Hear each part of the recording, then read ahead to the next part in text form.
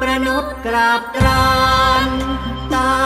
บทพระมารจอมไทยพระบุญญาพวกเก้าเราไว้สำราญนานได้ด้วยบารมีพระกนิษฐา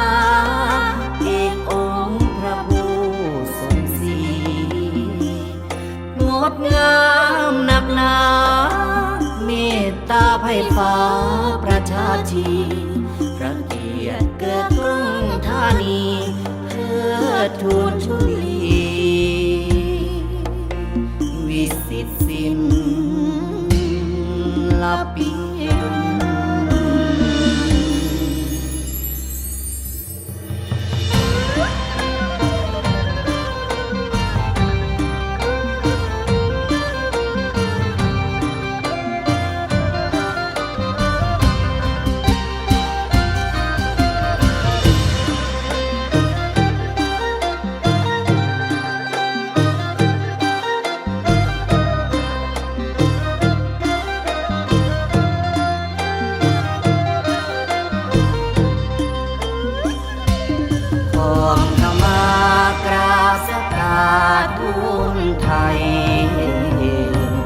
น้อมพรชัยทูลถวายประเทศทานในการนี้มั่งคั่งสีดียิ่งหมู่หญิงสายถวยนิกรเลี้ยนลายเดชไทยเฮาเอ้ยเดชไทยเฮา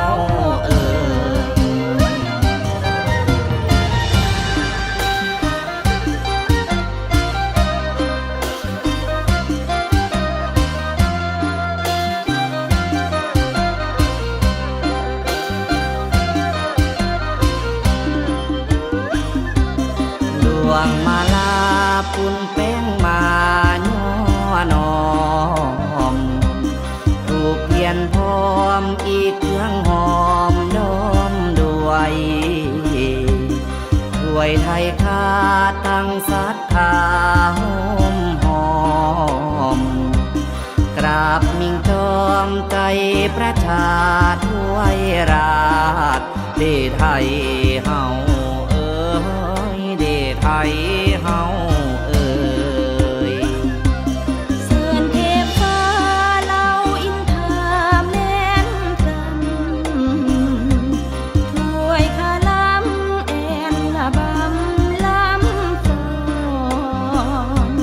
เป่าเสินมาหนักขลาเพียงทอง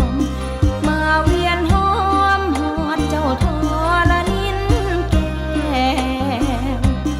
ดวงเพื่อแพ้วองค์พระสาพันยุไทยให้มาสู่อยู่ในการเข้ามาทรง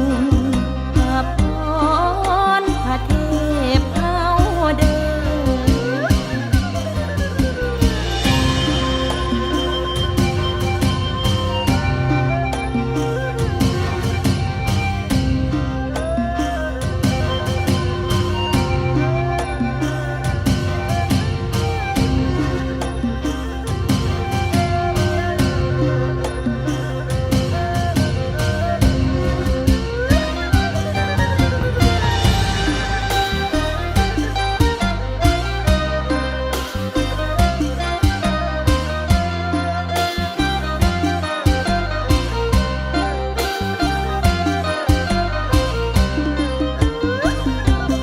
บอกมาแล้วบ่